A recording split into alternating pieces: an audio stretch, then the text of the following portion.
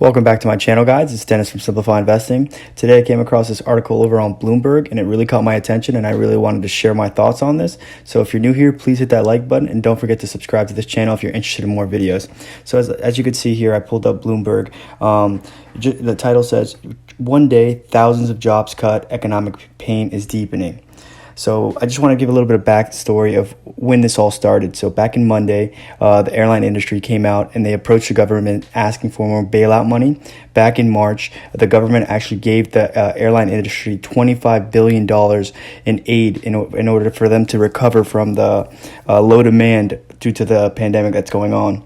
So as you can see here, the airline industry is bracing for job cuts as air carriers and their unions plead with Congress to extend coronavirus-related aid before Thursday.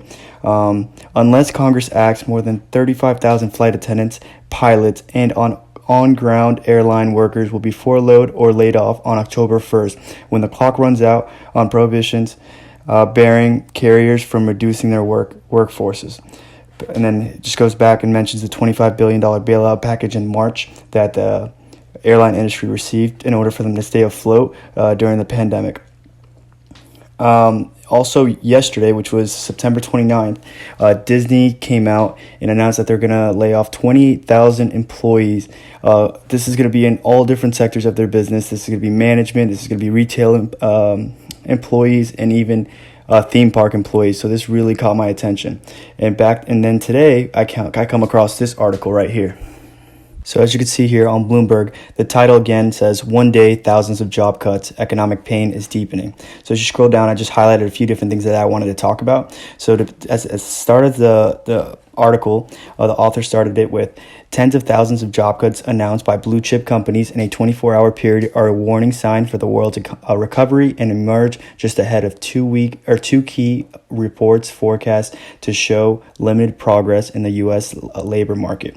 Another thing that I wanted to point out was Walt Disney said late Tuesday that it's slashing 28,000 workers in its slumping U.S. Resort business, which I previously showed you on a different website.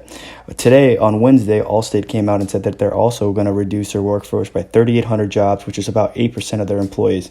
And also Goldman Sachs plans to cut 400 jobs as well. So as you can see here, it's not just hospitality industries that are facing these layoffs, right? I think the first wave of layoffs were all hospitality related businesses, specifically retail, hotels, restaurants, et cetera, all these low income jobs, right? Jobs that you can't really do remotely. I think this is where the first blow really hit the workforce, but now we're seeing that it's going a little bit deeper than that. Next up, here we see this quote by Brett Ryan, senior U.S. economist at the Deutsche Bank Securities. "Job losses were at first concentrated in service sector jobs, but in any economic downturn, you're bound to get some more pruning as corporations are trying to protect profit margins." And I totally agree with that. I mean, all these companies are usually public and they're trying to appeal to Wall Street, so their stock remains high or higher than it would if their profit margins were lower. So I think he does have a great point. Next up, the fallout isn't contained to American firms. Royal Dutch Shell announced it will cut as many as 9,000 jobs as crude crash forces billions of dollars in cost savings, while German auto parts supplier Continental approved a restructuring plan that will cut or shift 30,000 jobs worldwide. So again, this is not just hospitality. This is all over the board, right? Next up, the latest layoffs stretch beyond hourly workers who were among the hardest hit at the start of the pandemic in industries such as restaurants and hospitality to office and managerial positions.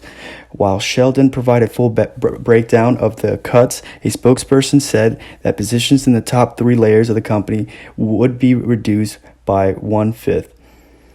Next up, another company, I'm not going to butcher its name, but the world's largest fracker is eliminating an entire layer of management, while Marathon Petroleum, the biggest independent U.S. crude refiner, has embarked on its second round of job cuts that will affect about 2,050 employees and is targeting salaried positions at plants in Texas, California, and Louisiana.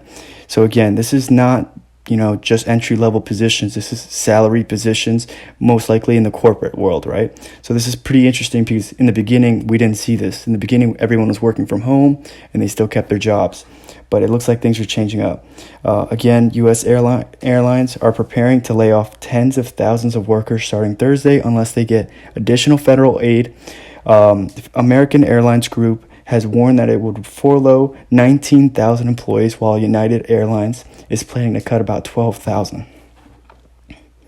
So this is what I saw today, and I think that this is just a sign that there's more bad to come.